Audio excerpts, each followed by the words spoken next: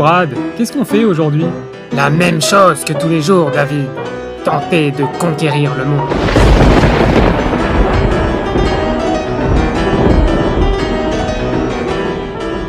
Salut à tous, aujourd'hui j'ai décidé de lancer une petite discussion autour de Ripple, XRP, le fait que c'est controversé et qu'est-ce que ça va vraiment changer dans notre monde.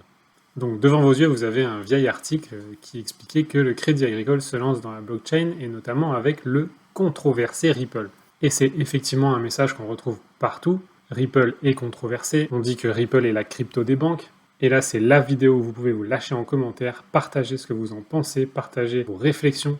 Il n'y a pas de bonne ou de mauvaise réflexion, par contre, évitez de critiquer les uns et les autres. Évitez de critiquer les avis. Donnez simplement le vôtre sans critiquer celui des autres. C'est ce qui s'appelle le respect. Donc effectivement, en trame de fond, Ripple est controversé. Il est même en ce moment attaqué par le gendarme américain de la finance, la SEC. Bien sûr, Ripple est critiquable sur ce qu'il a fait financièrement, parce qu'effectivement, ils se sont versés des dividendes en XRP, parce qu'il y a eu des millions de dollars payés grâce à XRP notamment pour faire avancer le business. Mais du coup, si on réfléchit, qui peut les blâmer pour ça? Tout le monde fait ça. Parce que quand l'équipe Ripple a démarré Ripple et XRP, ils ont probablement mis leurs couilles sur la table. Et il fallait en avoir justement pour démarrer ça. Il fallait en avoir pour un tel projet qui va changer la façon dont le système bancaire et le système financier fonctionnent. Et puis il y a beaucoup de rumeurs et on ne sait pas tout. Il y a des transferts de fonds qu'on peut appeler pot de vin ou qu'on peut appeler investissement. On a entendu parler soi-disant que Ripple avait payé des millions de dollars des plateformes d'échange pour que le XRP soit listé sur ces plateformes, mais c'est pas forcément aussi simple que ça. Pour voir ce qu'il y a vraiment derrière un échange de fonds, il faut le comprendre et être autour de la table quand c'est discuté. Donc c'est clair que médiatiquement parlant, Ripple est controversé.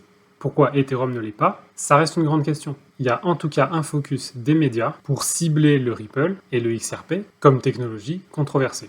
Alors il est question effectivement que Ripple soit la base de la technologie qui va abonder dans les CBDC, donc les monnaies digitales de banque centrale, c'est-à-dire en gros les cryptos qui seront délivrés par les banques centrales dans le futur. Donc là aussi il y a beaucoup d'incompréhension. Ripple et XRP ne sont pas les CBDC, ça n'a rien à voir.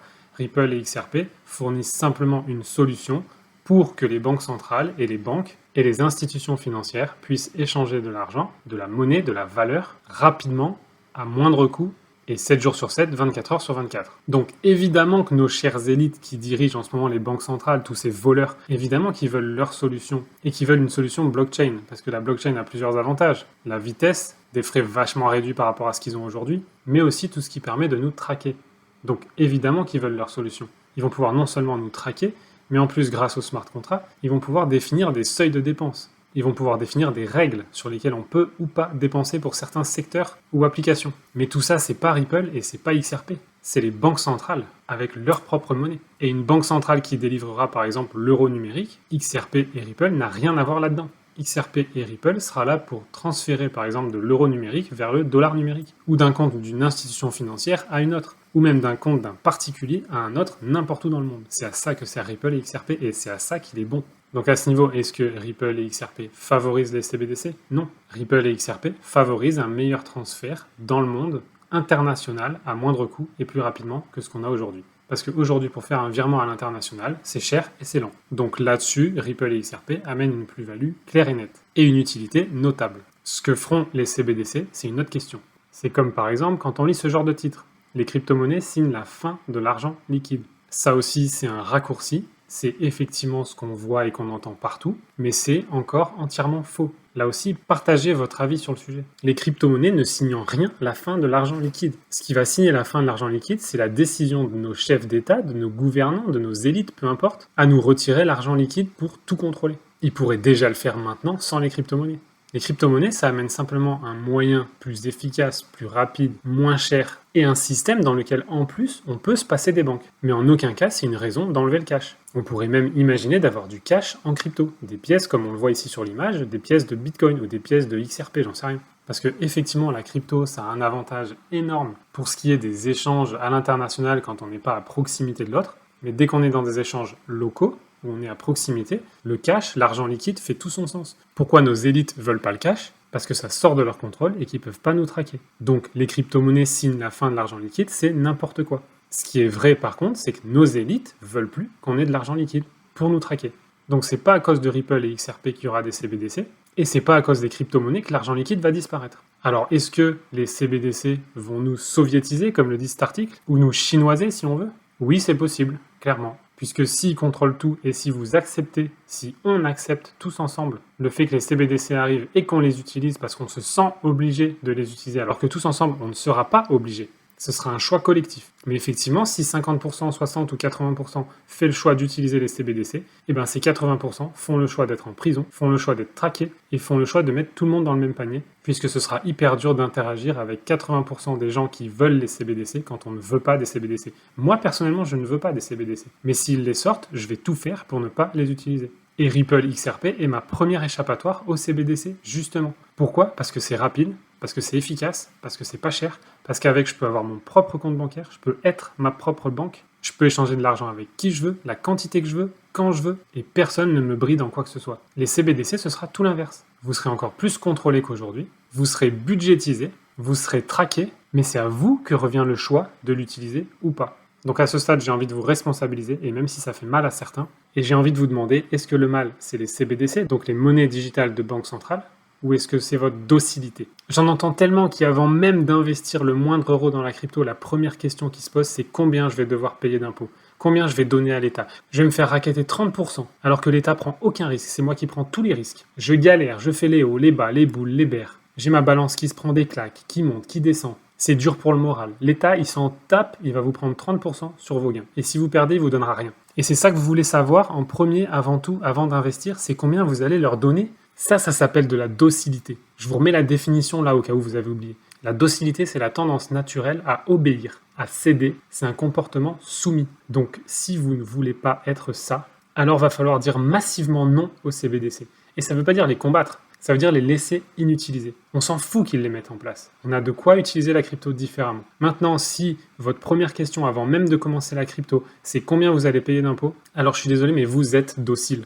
Si votre première question, c'est de savoir combien vous allez leur donner quand, après tous les risques que vous aurez pris, vous allez gagner un peu d'argent, alors vous êtes docile. Si dès la sortie des CBDC, vous vous sentez obligé de les utiliser, alors vous êtes docile. Vous pouvez vouloir être docile, c'est ok. Mais si vous ne voulez pas être dans cette définition surlignée en bleu, alors vous allez devoir changer. Et pour le bien de l'humanité. Alors oui, certains vont pester en commentaire. Certains vont dire, mais qu'est-ce que je suis en train de raconter là? Et ceux-là, vous êtes les premiers, je suis persuadé, à être dociles. Parce que vous refusez d'entendre que vous avez une responsabilité. Si vous ne voulez pas des CBDC, si vous voulez un monde libre qui ne vous traque pas, alors vous avez besoin d'être responsable. Et c'est l'inverse de la docilité.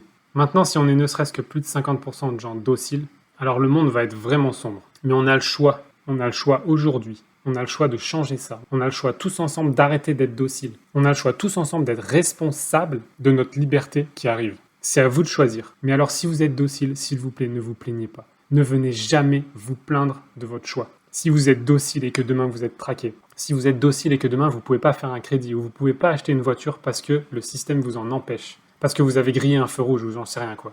Si vous restez docile, ne venez pas vous plaindre. Assumez votre décision de non-responsabilité. Mais si vous voulez pas de ce monde, alors soyez responsable. Être responsable aujourd'hui, c'est dur.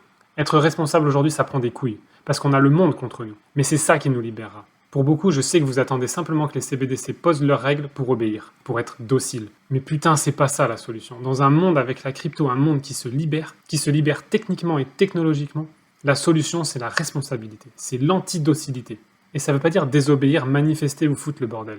Ça veut dire ignorer, tous ensemble, ce qui va nous prendre nos libertés. Les CBDC, elles sortent, on s'en tape. On a la crypto et on a de la technologie pour s'échanger de l'argent, à distance ou localement. Alors à vous de voir, soit vous serez défini par ce qui est encadré en bleu ici, soit vous serez quelqu'un de responsable.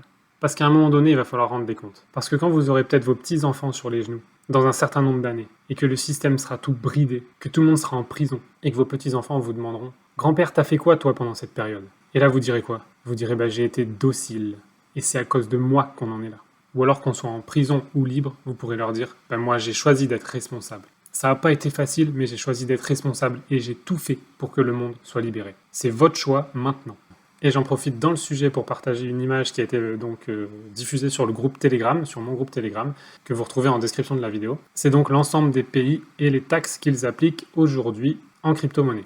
Donc là aussi, de toute façon, il y a plusieurs solutions. Pour être responsable, c'est soit vous faites ce qu'il faut dans votre pays et on est assez pour changer les règles, soit il va falloir effectivement migrer vers des pays qui sont plus sains Parce qu'on ne peut pas juste rester dans des pays de voleurs. Et on ne peut pas juste rester avec des gouvernements qui nous prennent dans les poches et qu'en plus on pense que c'est légal.